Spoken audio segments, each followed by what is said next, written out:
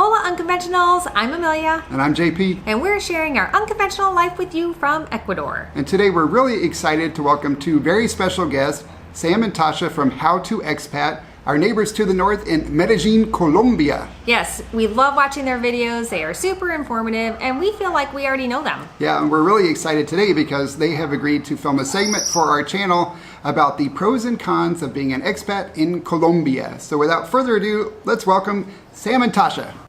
Hi everyone, my name is Tacha.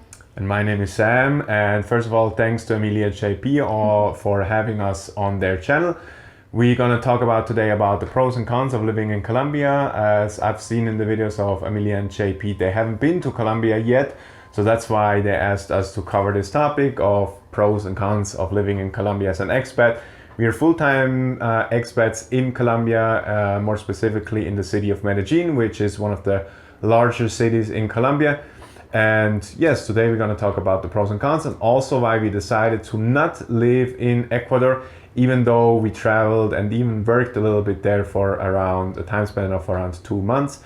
Amelia and JP also recorded a video on our channel. If you want to see that, the link to that is in the description down below. Yes, so let's go right into it. First, the pros. So the first pro. Okay, first we have to add that we're living here for over 2 years now. So just to give you a little bit of context.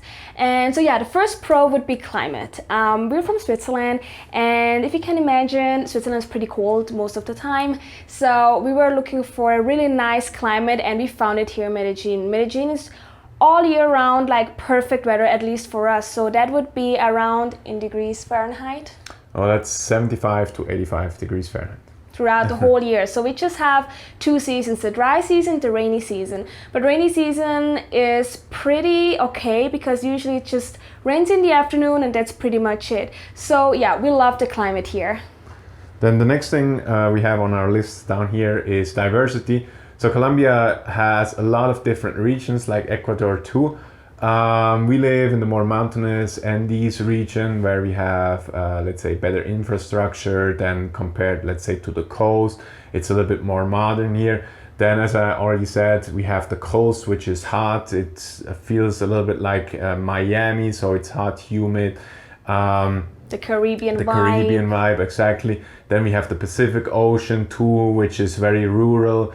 Then the mountainous areas of Bogota and even higher, they're over, I think, 6,000 feet, so 2,500 meters. So we have a very, very different kind of lifestyles you can live here. And also just the diversity of the culture is great. So you have in one country, you can go to wherever you want, to the mountains, to the like plain area. Desert. Amazon. The Amazon too, exactly. And the coast, so you can have everything here. Pretty much. So the other pro I would say are the people. Well, that's actually one of the biggest for us. We arrived here and we just felt welcome. We just felt kind of home just immediately after arriving here. The people here are so helpful. They are so open-minded and they're just like, they just give that happiness. Like, I don't know if you understand that, but in Switzerland, everyone has like a really like, how should I say it? Like a really angry face, like the resting bitch face, if you can say that. But here, just like, they always kind of look happy here. It's just like, you feel already happy just looking into those faces here. It's really hard to describe, but we just love the people here in Colombia. Then the next point and the last on our pros and cons list, or on pros list, is cost of living. We live at the moment in for around $1,000 a month as a couple, so not per person, but as a couple. So you can live very, very inexpensive here in Colombia.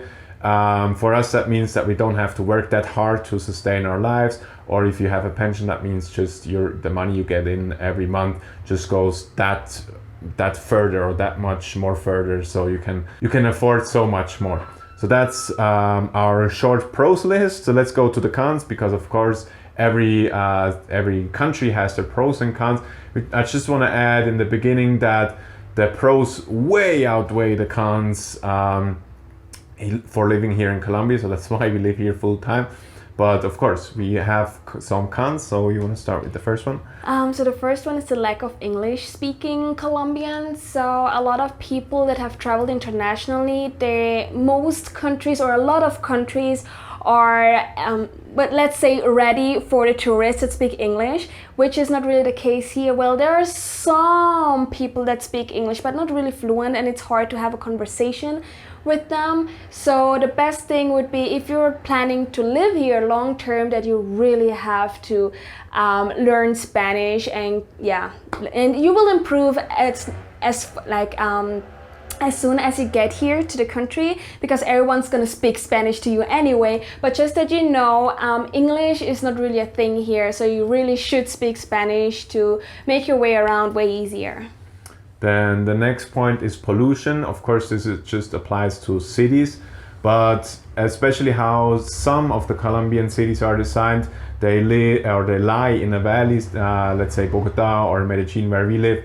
So that's sometimes an issue with pollution on the coast, on the Caribbean coast also. They have some pollution in regards to the mining industry there. So that's surely a con, but it's not a huge con. So some people, if you read blogs or stuff, they portray that as it's like a huge problem. But at the end of the day, let's say for our personal lives, it doesn't really affect us, but it's surely a con.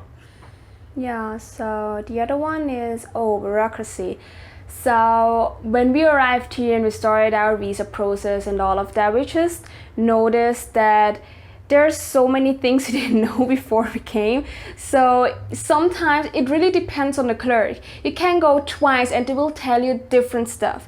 Most of the time it will take really long, and it's just like confusing information out there. So when you're here and you want to start a process, whatever bureaucracy it includes, like whatever, how do you say?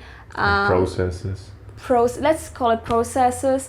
You need to have done or to get done, take your time, or you need double of the time that you're most probably expecting it to be, or maybe even triple. It's just like to be on the safe side. So that's pretty much how it is. You never know if it's gonna be fast or super slow, so you have to count that in. Exactly. Then the last con we have on our list is kind of freedom. So I know some people search the life, like they want to go from the first world, the developed world, to a developing nation, because they have less rules and regulations and all of that. That's surely not the case for Colombia. Colombia is a very, let's say, progressive country, and there are a lot of rules. So one thing, for example, is when I left Switzerland to settle somewhere in Latin America, I didn't think I see kind of a radar gun, like a fixed installed radar gun on one of the streets. But in Medellin, there are a lot. And this is just one example of how organized it still is, even though it's Latin America. So if you search for, let's say, a free country where you can do whatever you want, Colombia is surely not the right place. And this is, can be a con if you search that for Latin America. But I think that's most in the bigger cities. Yeah. But when you're in the outskirts, that's gonna be totally different too. That's true, yeah.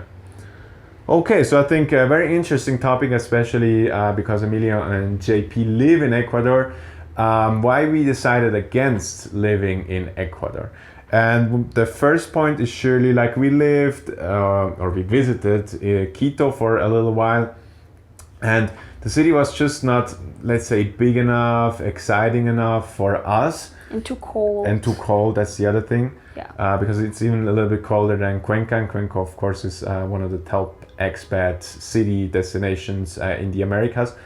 So it was just not really exciting. So after that, we even pre-planned anyway to go to the coast where Emilia and JP live. And we decided to not live there because of the following reasons. So first of all, we are surely a young couple, and we need to generate money, which is way more difficult on a remote place or location like the coast of Ecuador.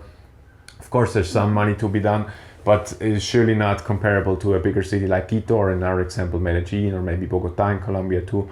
So that's one of the main reasons why we didn't live there. Yeah, I can just speak for myself. I liked Ecuador and like the people, they were friendly and everything, but there was something missing and I can't really point it out. I can't tell you what it was, but it was just a feeling, and I didn't have that feeling here in Colombia. So that's one of the points too. It's just like something was not for us, kinda.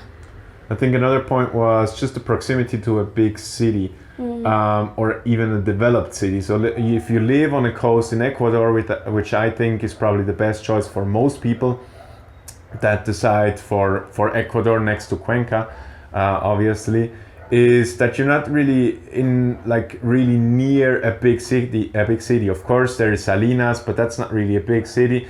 Then of course there's Guayaquil, but that's not really, let's say, a modern city you would like to go to once in a while. And it's hot. And it's crazy. It's freaking hot. Yeah. And you just don't have these, let's say, modern amenities there. Of course, you have, I think it's called San Borondon, which is more or less modern district, but it's just lacking something there. And that's what was one of the things we didn't like. So we either wanted to live in a big city, or let's say 1 to 3 million kind of city, or a little bit outside of that, which just wasn't really the case on the coast of Ecuador for us. So these were mostly the main points that we didn't decide to go there.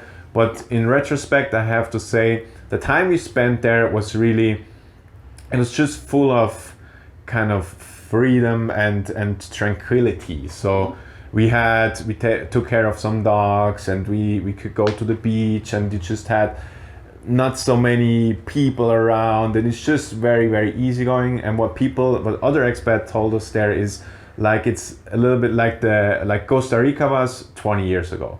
So I think if you search that, a little laid back beach lifestyle, I think Ecuador is one of the top destinations, or the coast at least, which is not really on the radar of too many people. Yeah, I agree with that. So that was already it for our video. Thanks again for Amelia and JP to have us on. Again, their video is on our channel. If you want to subscribe to our channel and see their video, you can do that with the link down below. Hope that video helped, and we leave it to Amelia and JP. Thank you both so much. Thank you, Sam and Tasha, for sharing your pros and cons about being an expat in Colombia. Yes, and we also recorded a segment for their channel talking about the pros and cons of being an expat in Ecuador. So I'll put a link to that in the description below. Please go check that out and do us a huge favor and subscribe to their channel while you're over there. They share all kinds of information about how to be an expat, and a lot of it is relevant to all countries, not just Colombia. Exactly.